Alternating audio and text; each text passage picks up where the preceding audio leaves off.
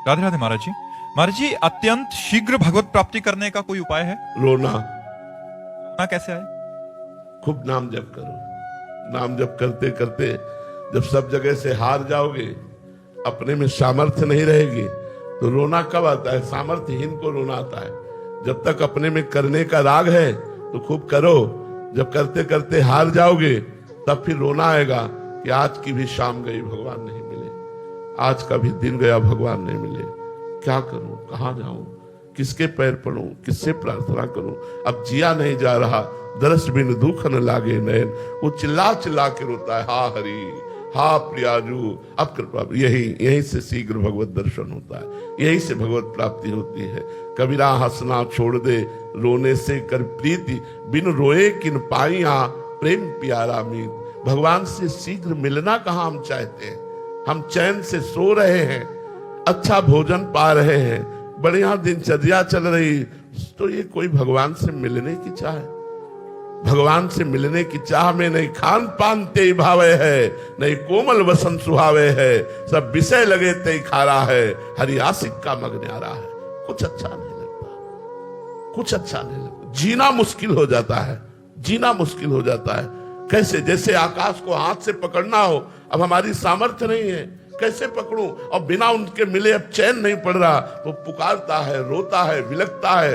उसी रोने में, विलखने में अनंत जन्मों के अशुभ संस्कार भस्म हो जाते हैं, वो भगवत प्राप्ति की योग्य हो जाता है। जब गोपी जनों को उनके पतियों ने, जिन पतियों ने रास में जाने से रोका, तो उनके हृदय में इतनी विरह व्यथा प्रकट हुई, सारे अशुभ नष्ट हो गए और भगवान का साक्षात दर्शन होने लगा। इतना सुख मिला कि सारे शुभ नष्ट हो गए। शुभ अशुभ नष्ट होते ही वो भगवान की लीला में प्रवेश पा गई। जो गोपी सशरीर गई, उनसे पहले वो भगवान के पास पहुंच गए। तो हमारे अंदर विरह जागे भगवान के मिलन का।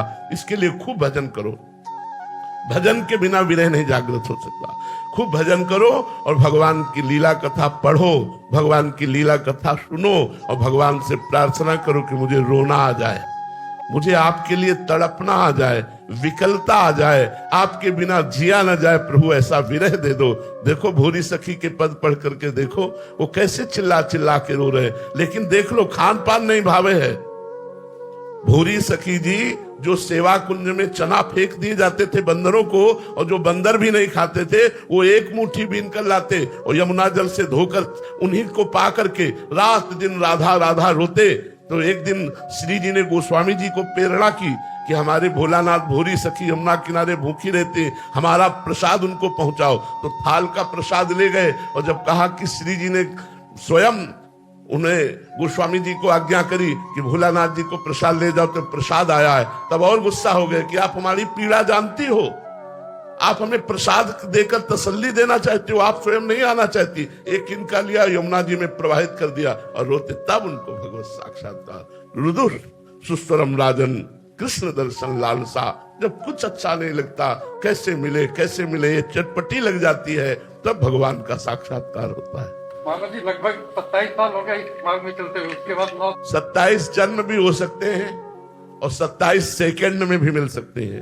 अब ये विकलता हमारी है। इस मार्ग में चलना आप कितना चलते हैं? 27 दिन चल के दिखाओ, हमारे साथ आओ, 27 दिन चल के दिखाओ, जो तुम्हें पता चलेगा कि 27 साल में हमने क्या उखाड़ लिया और 27 दिन में हमने क्या पा लिया। कि कोई भोग नहीं, कोई मनोरंजन नहीं, कोई मित्र नहीं, कोई अपना नहीं, घर परिवार सब छोड़ करके, और ऐसे जब तुरंत आएगा एकांत में कि लाडली जी अब कब मिलोगी, पूरा जीवन जा रहा है, अब कब मिलोगी। तो वो विकलता ऐसे नहीं आती। कोई हमारा है तो रोना कैसे आएगा श्री जी के लिए? सबकी ममता ताग बटोरी, मम पद मरे बात बटोरी। इसमें 27 वर्ष या 30 वर्ष, इसका आपकी चाल क्या है? आप चल कैसे रहे हो? 27 मिनट की यात्रा को 27 जन्म में तय कर रहे हो, या 27 दिन में तय कर रहे हो, या 27 साल में तय कर रहे हो, ये तुम्हारे ऊपर है। तुम कितना विकल हो प्रभु के लिए, कितना विकल हो, बस देखना ये। कितना प्यार करते हो प्रभु से। प्रभु साधन पक्ष देख करके कृपा करते हैं। हमारा साधन पक्ष बहुत जोर का होना चाहिए। कई दिन भोजन नहीं पाए प्रभु के लिए, कितने घंटे तुम प्रभु के लिए विकल हुए, क्या भोग छोड़ा प्रभु के लिए, क्या राग छोड़ा प्रभु के लिए, अंदर से देखो। अभी हम शरीर राग में हैं, अभी परिवार राग में है और दावा करते हैं भगवत साक्षात्कार का। कैसे हो? धीरे धीरे नाम जप करो, पहले राग नष्ट करो। अगर नहीं नष्ट होता तो रो ना बैठकर उनसे प्रार्थना करो, वो सब ठीक कर देंगे। बड़े कृपालु तुम्हारे हृदय में बैठे, वो कहीं दूर नहीं है, वो हृदय में बैठे, एक एक बात देख रहे। बच्चा जब रोना शुरू करता है तब माँ का ध्यान खींचता है। अगर वो खिलौनों में खेलता रहे तो माँ अपने काम में लगी रहती है। बच्चा जब रोना शुरू करता है तो वो झांक के खिड़की से देखती, क्या कोई भय है क्या? जब देखा कोई भय नहीं फिर भी रो रहा है तो बेटी को भेजती है या घर वालों को भेजती है, जाओ देखो गोद में लो चुपवाओ। जब उससे भी नहीं चुपाता तब मां जाती है, अरे ये नहीं मानेगा, बड़ा नटखट है, अपनी गोद में ले लेती। ऐसे ही भगवान देखते हैं रो क्यों रहा है, इसे कोई अभाव है, कोई चाह है।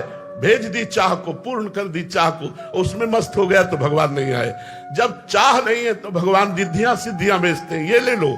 जब उनसे भी नहीं शांत होता उसका रोना तब वो स्वयं सामने प्रकट हो जाते हैं। वो अखिल लोक महेश्वर है, ऐसे प्रकट नहीं होते हैं, सब में है, सब जगह है, सब रूपों में है, पर माया का पर्दा तभी हटाते हैं जब हम उनके लिए विकल हो जाते हैं, उनके लिए तड़पने लगते हैं। राधे राधे महाराज जी।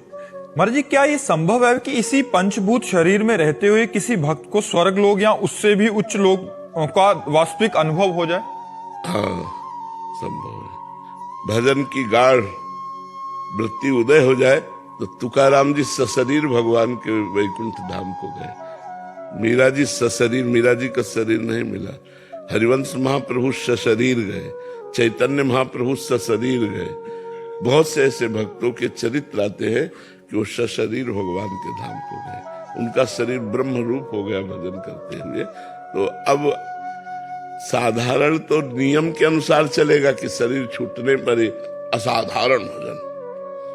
सबके देखते देखते विमान आया और सबसे भगवान नाम कीर्तन कराते हुए तुकाराम जी विमान में चढ़े चले गए।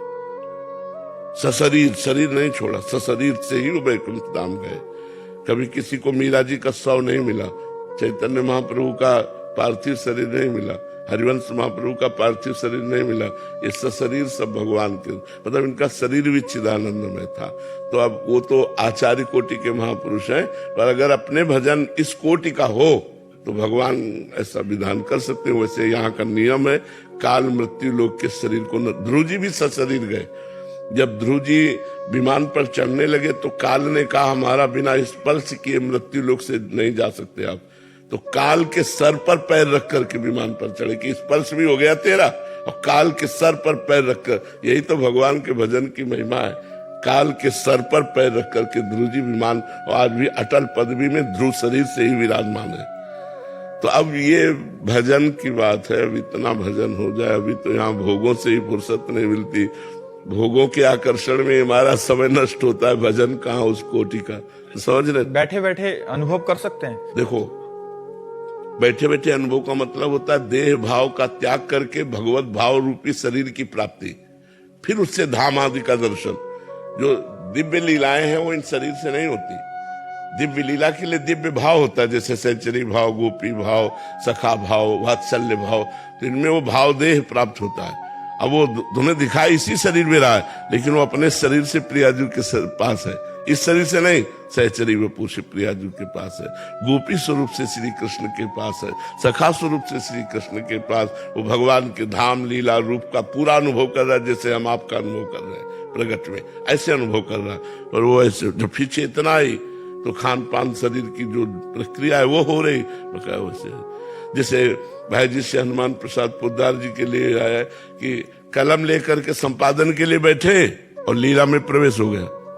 अब 20-20 घंटे तक ऐसे बैठे, 20 घंटे बाद फिर सुध आई, फिर घड़ी में दिखाई पड़ा। जैसे श्री बिहारी देव जी के लिए आता है, दतून करे 3 दिन 3 रात दतूने मुंह में लगी रही बिहारी जी के आंतरिक लीला में। तभी बिहारी जी को सेवा में दे दिया कि हमसे सेवा नहीं हो पाएगी प्रगट में, क्योंकि अब सुध ही नहीं। अब 3 दिन 3 रात तो कौन बिहारी जी को भोग लगावे, इसलिए सेवा के लिए दे दिया।